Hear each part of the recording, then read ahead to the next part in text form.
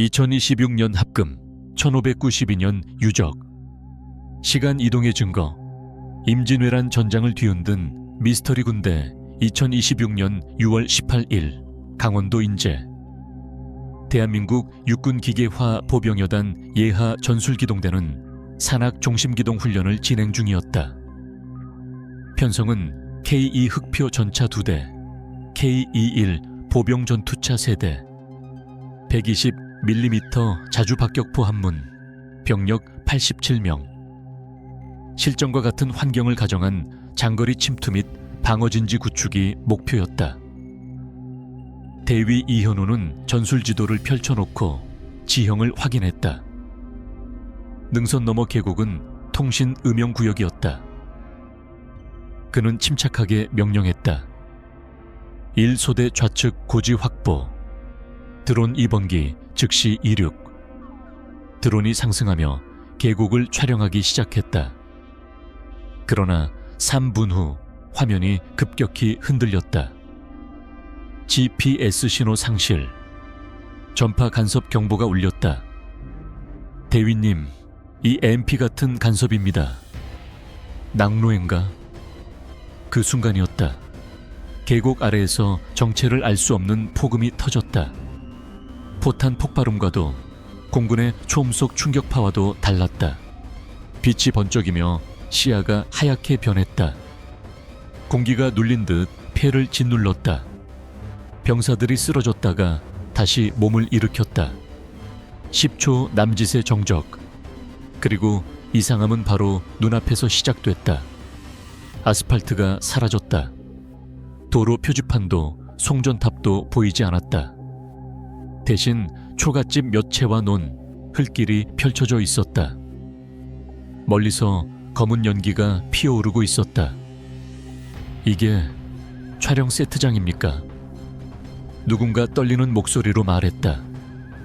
드론 영상이 복구됐다. 화면에 잡힌 것은 갑옷을 입은 병사들, 붉은 깃발, 창과 활, 그리고 조총. 이현우는 숨을 멈췄다. 그는 역사학과를 복수 전공했다. 저 갑옷은 왜군의 도마루. 깃발 문양은 도요토미 계열, 조총은 일본식 화승총. 임진왜란 1592년. 말이 끝나자 모두가 침묵했다. 말도 안 됩니다. 그러나 곧 비명이 들렸다. 계곡 아래 마을에서 왜군 수십 명이 조선 백성들을 몰아붙이고 있었다. 초가집에 불을 지르고 도망치는 이들을 베어 넘겼다. 이건 훈련이 아니었다. 실제였다.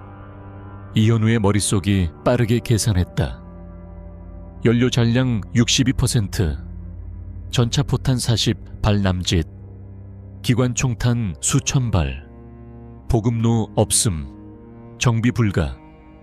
여기서 전력을 쏟아 부으면 미래로 돌아갈 방법은 영영 사라질지도 모른다. 그러나 아래에서 울부짖는 아이의 울음이 들렸다. 그는 결정을 내렸다. 전투 배치, 민간인 보호가 우선이다. K2 전차가 천천히 전진했다. 120mm 포신이 낮아졌다. 왜군이 그 거대한 강철 괴물을 바라보며 멈춰 섰다. 경고 사격. 쾅! 포탄이 왜군 진영 앞 지면을 강타했다. 흙과 돌이 폭발처럼 튀어올랐다. 16세기의 전장은 21세기 화력의 충격을 처음 경험했다. 왜군 일부가 도주했다. 그러나 지휘관이 외쳤다. 요괴를 쏘아라. 조총 사격이 시작됐다. 화약 연기가 피어오르고 탄환이 전차 장갑을 때렸다. 탕탕탕. 그러나 장갑은 멀쩡했다. 전차장은 보고했다. 피탄 이상 없음. 이현우는 무정의를 잡았다. 기관총 사격, 허리 아래 조준, 필요 이상 살상 금지. 7.62mm 기관총이 불을 뿜었다. 왜군의 전열이 무너졌다. 조총병들이 쓰러졌다. 일부는 다리를 붙잡고 비명을 질렀다. 전투는 5분을 넘기지 않았다. 왜군은 후퇴했다. 불타던 초가집 앞에 남은 것은 쓰러진 시신과 울고 있는 백성들, 그리고 검은 영입뿐이었다. 조선 노인이 무릎을 꿇었다. 신장님이시옵니까? 이현우는 헬멧을 벗었다. 땀에 젖은 젊은 얼굴이 드러났다. 우린 신이 아닙니다. 군인입니다. 그러나 그의 가슴은 무겁게 가라앉았다. 이제 어떻게 할 것인가? 돌아갈 방법은 모른다. 연료는 줄어든다. 탄약은 한정적이다. 이곳은 1592년 임진왜란의 한복판이다. 하늘은 똑같이 푸르렀다. 그러나 시간은 완전히 달랐다. 이현우는 계곡 너머를 바라보았다. 멀리 또 다른 연기가 피어오르고 있었다. 전쟁은 이제 막 시작된 참이었다. 그리고 그들은 그 전쟁 속에 고립되었다.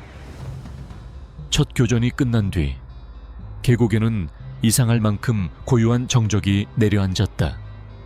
불타던 초가집은 절반쯤 무너졌고 연기는 낮게 깔려 있었다.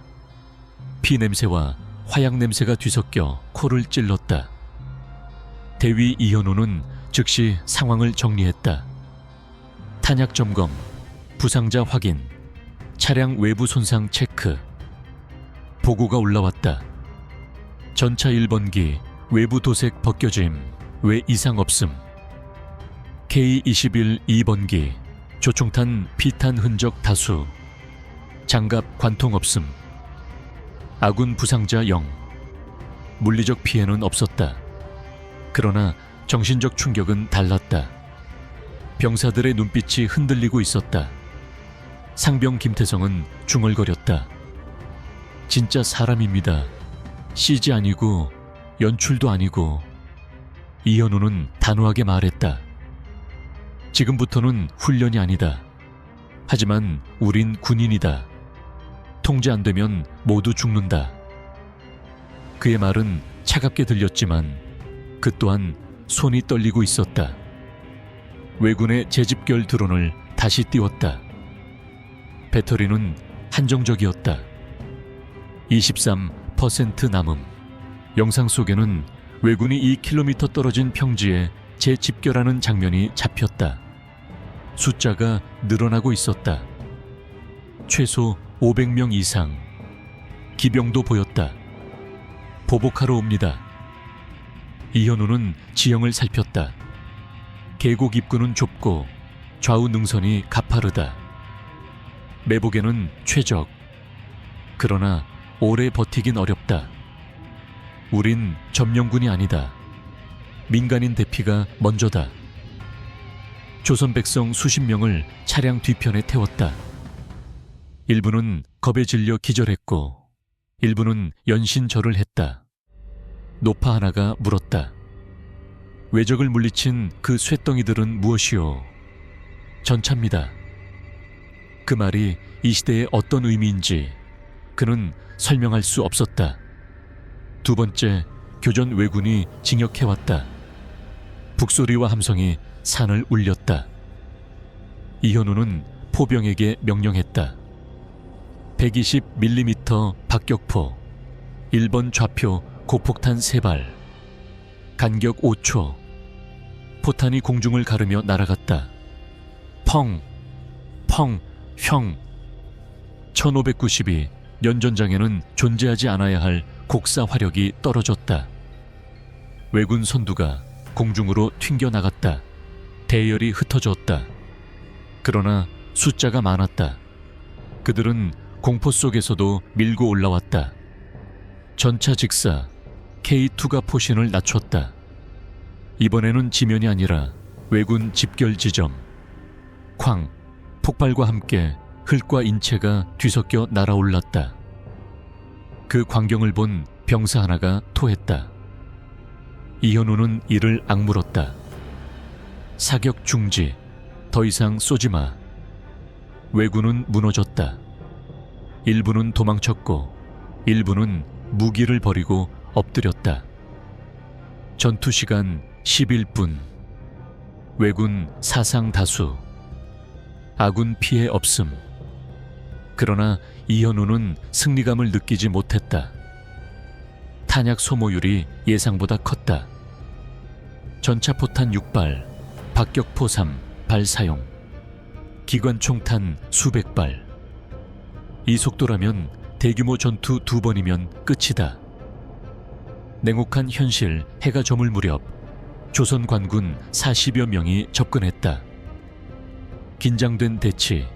그들의 눈에는 두려움과 경애가 동시에 담겨 있었다. 관군 지휘관이 외쳤다. 그대들은 어느 고을 군상가. 이현우는 천천히 헬멧을 벗고 앞으로 나갔다. 우린 매연 훗날에서 온 대한의 군인이다. 당연히 이해하지 못했다.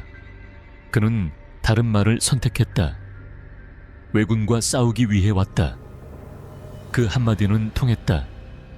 관군은 그를 한성으로 안내하겠다고 했다. 왜군이 북상 중이며 조정은 혼란에 빠졌다고 했다.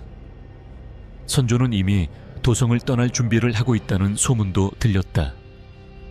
이현우는 하늘을 올려다보았다. 1592년 역사책에서만 읽던 해. 지금 이 순간 그들은 역사의 변곡점에 서 있었다. 밤, 계산과 두려움 부대는 야간 경계를 섰다. 전차 엔진은 끄고 위장망을 씌웠다. 연료를 아껴야 했다. 이현우는 노트에 기록을 남겼다. 디젤 잔량 약 58%, 전차포탄 34발, 박격포탄 17발, 드론 배터리 2회 사용 가능, 의료품 제한적. 그는 결론을 적었다. 우리는 전쟁을 끝낼 수 없다. 그러나 방향은 바꿀 수 있다. 무분별한 화력 사용은 자살이다. 대신 결정적 순간에만 개입해야 한다. 그리고 조선군을 훈련시켜야 한다. 21세기의 전술, 분대 단위 기동, 엄폐와 엄호, 사격 통제. 그것이 유일한 해답이었다. 멀리서 북소리가 다시 울렸다. 왜군은 포기하지 않았다. 이현우는 속으로 중얼거렸다. 우리가 신이 아니라는 걸 곧 모두 알게 되겠지. 어둠 속에서 전차의 강철이 차갑게 식어갔다. 연료는 줄어들고 시간은 흐르고 있었다. 1592년의 밤은 길었다. 그리고 전쟁은 이제 본격적으로 시작되고 있었다. 1592년 음력 5월 말. 왜군은 이미 파죽지세로 북상 중이었다. 부산, 동래, 상주가 무너졌다는 소식이 연이어 들어왔다. 조선 관군은 패퇴를 거듭했고 민심은 흔들리고 있었다. 이현우의 부대는 관군의 안내를 받아 한성 인근 외곽까지 이동했다. 전차는 낮에는 숲에 은폐하고 야간에만 기동했다. 연료를 아껴야 했기 때문이다. 한성으로 들어가기 전 그들은 처음으로 조선의 중앙 권력과 마주했다. 류성룡과의 대면 임시로 꾸려진 군영 안. 흙바닥 위에 펼쳐진 지도 앞에 한 인물이 서 있었다.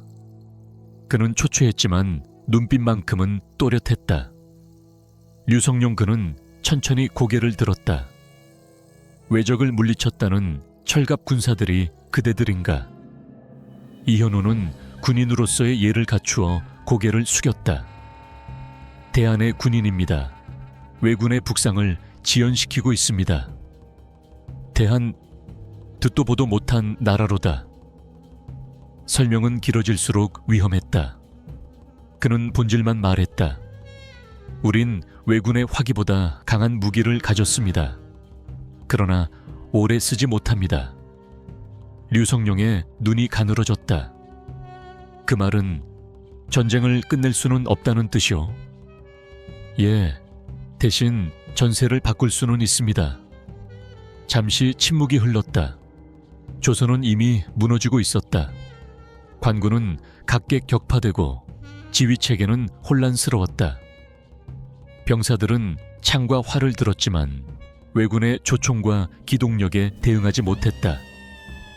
이현우는 현대식 전술을 설명했다.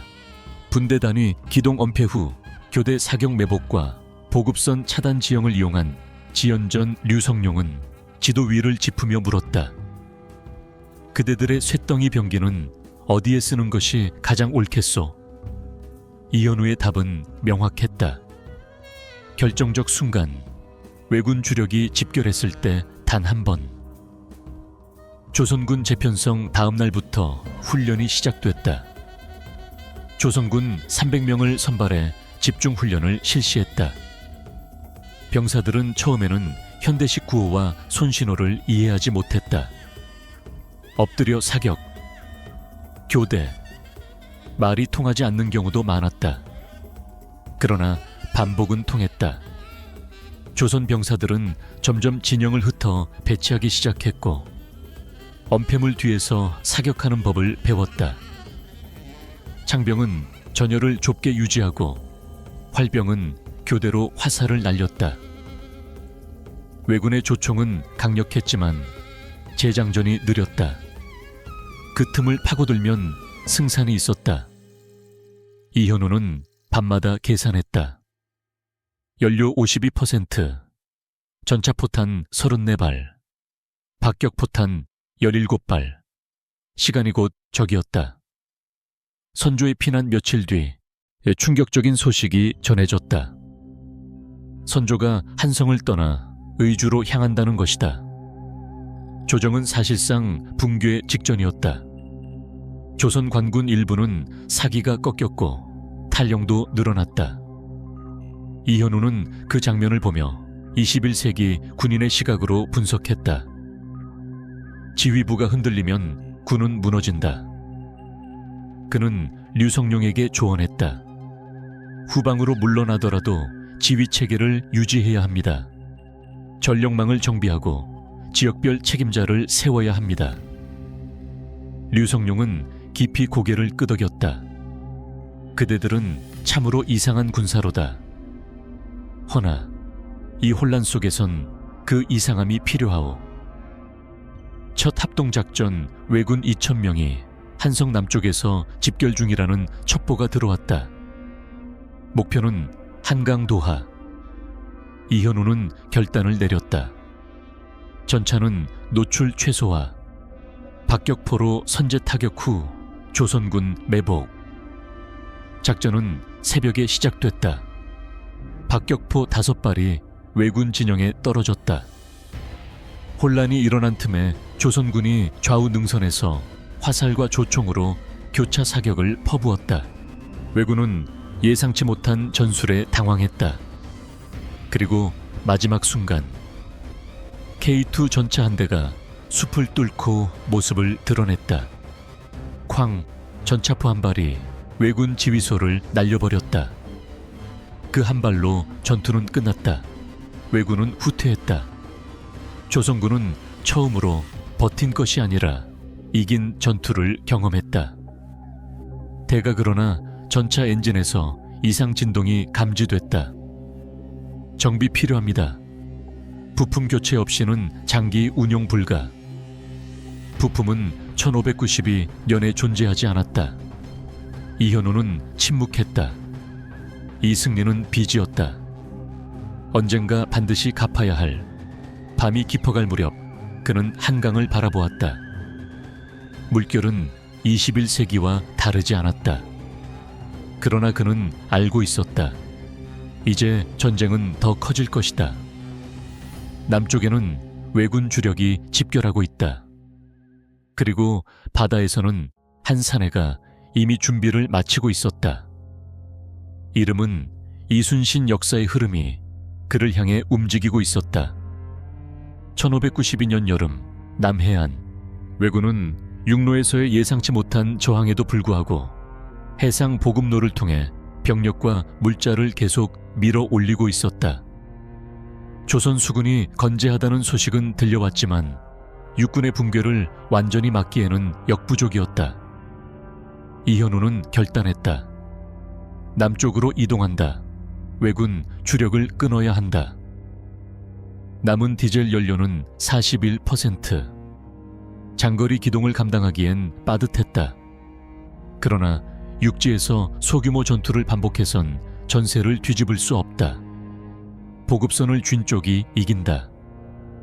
그들은 야간 기동으로 남해안 인근 고지대까지 이동했다. 전차 엔진은 최대한 저속으로 운용했다. 연료 게이지가 떨어질 때마다 모두의 표정이 굳어갔다. 첫 만남 해안 진영에서 한 인물을 만났다. 짙은 눈빛, 마른 체구, 그러나 흔들림 없는 자세. 이순신 그는 이미 왜군의 해상 전술을 꿰뚫고 있었다. 왜적은 수가 많으나 질서는 약하오.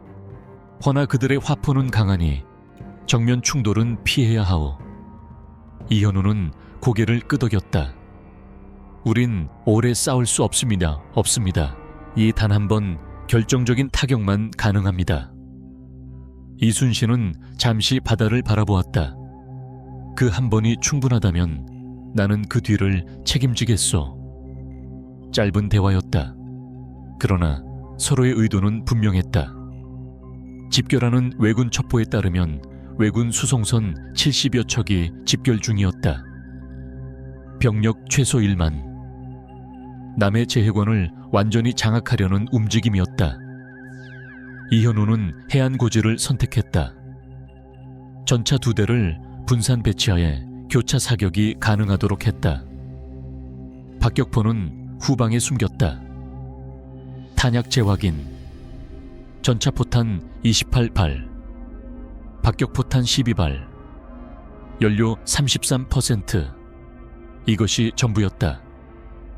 개전 새벽 안개 속에서 왜군 함대가 모습을 드러냈다. 노를 젓는 소리, 함성, 북소리가 바다를 메웠다. 이순신의 함대는 아직 움직이지 않았다. 때를 기다리고 있었다. 이현우가 낮게 말했다. 사거리 진입 3, 2, 1 사격. 쾅. 120mm 포탄이 가장 앞선 수송선을 강타했다. 목선이 산산조각 났다. 불길이 번졌다. 왜군은 혼란에 빠졌다. 해안에서 포탄이 날아올 것이라 예상하지 못했다. 두 번째 발사, 또 한 척이 침몰했다. 왜군의 조총과 소형 화포가 해안으로 방역했지만 사거리가 닿지 않았다. 일부 포탄이 고지 아래에 떨어졌다. 박격포 사격 개시. 곡사탄이 함선 밀집 구역에 떨어졌다. 목선 위에 불길이 치솟았다. 병사들이 바다로 뛰어들었다. 이순신의 함대가 그 순간 움직였다. 조선 수군은 측면에서 파고들었다. 왜군은 이미 혼란 상태였다. 지휘 체계가 붕괴됐다. 전차는 마지막까지 포를 쐈다. 포탄 5발 남음, 연료 18%, 엔진 경고등이 켜졌다. 대위님, 더 버티면 귀환 불가입니다. 이현우는 담담히 답했다. 우린 애초에 돌아갈 수 있을지 모른다. 마지막 포탄이 왜군 지휘선으로 향했다. 쾅! 깃발이 무너졌다. 왜군은 철수하기 시작했다. 정지 전투가 끝났을 때 해안에는 부서진 목선과 영이만 남았다. 연료 3%, 전차 2번기 엔진 정지. 잠시 후 1번기도 멈췄다. 완전 고갈. 강철 괴물은 그 자리에서 침묵했다. 병사들은 아무 말 없이 내려섰다. 더 이상 이 기계는 움직이지 않는다. 21세기의 상징이 1592년 해안의 고철처럼 남았다. 이순신이 걸어왔다. 오늘 바다는 그대들이 열었소. 이현우는 고개를 저었다. 이제부터는 장군의 바다입니다. 이순신은 깊이 절했다. 후세가 있다면 오늘을 기억할 것이오. 이현우는 속으로 중얼거렸다. 후세는 우리가 속한 시간이다. 남겨진 선택 남은 것은 보병과 소총, 제한된 탄약뿐이었다. 통신 장비 배터리도 얼마 남지 않았다. 현대의 화력은 여기까지였다. 이제 그들은 조선군과 다를 바 없는 병사가 된다. 그러나 차이가 하나 있다면 전쟁의 흐름을 읽는 눈. 그것만은 21세기에서 가져온 것이었다. 해안의 바람이 불었다. 연료는 끝났다. 그러나 전쟁은 아직 끝나지 않았다. 그리고 그들은 이제 진짜로 이 시대에 남겨졌다. 전차가 멈춘 해안에는 더 이상 21세기에 소음이 존재하지 않았다.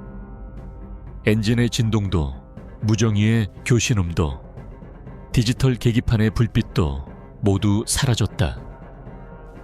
남은 것은 짠 바다 냄새와 타다 남은 목선의 잔해, 그리고 아직 끝나지 않은 전쟁뿐이었다. 이현우는 식어가는 포신을 손으로 짚어보았다. 강철은 차가웠고 그것은 곧 현실을 의미했다. 이제 이 기계는 움직이지 않는다. 그들은 완전히 1592년에 남겨졌다. 병사들은 하나둘 전차에서 장비를 꺼냈다. 소총과 잔여 탄약, 응급 키트, 일부 야전 장비. 배터리는 빠르게 닳아가고 있었다. 무정의는 이미 잡은 뿐이었다. 위성도 기지도 상부도 존재하지 않는다. 지원은 없다. 보고할 대상도 없다. 대한민국 육군기계화 보병여단은 역사 속에 고립되었다. 며칠 뒤 그들은 조선군과 함께 움직였다. 현대 전투복은 점점 낡아갔고 일부는 조선군의 군복으로 갈아입었다. 총기는 아껴 써야 했다. 불필요한 교전은 피했다. 대신 그들은 훈련에 집중했다. 엄폐, 교대 사격, 소부대 분산 기동. 조선 병사들은 서툴렀지만 빠르게 적응했다. 전열을 빽빽하게 유지하던 습관은 서서히 바뀌었다. 왜군의 조총이 불을 뿜을 때 이제는 일제히 쓰러지는 대신 흩어져 방역했다. 왜군은 처음엔 혼란스러워했다. 조선군의 움직임이 달라졌기 때문이다. 매복이 늘었고 보급로가 끊겼다. 야간 습격이 이어졌다. 작은 승리가 쌓였다. 전쟁은 더디지만 확실히 방향을 바꾸고 있었다. 그러나 대가는 있었다. 현대 장비가 사라진 뒤의 전투는 더 잔혹했다. 방탄복이 없으니 화살과 탄환이 그대로 살을 파고들었다. 의무병은 제한된 약품으로 상처를 꿰매야 했다. 항생제는 부족했고 감염은 치명적이었다. 병사들은 점점 지쳐갔다. 고향으로 돌아갈 가능성은 희박해졌다.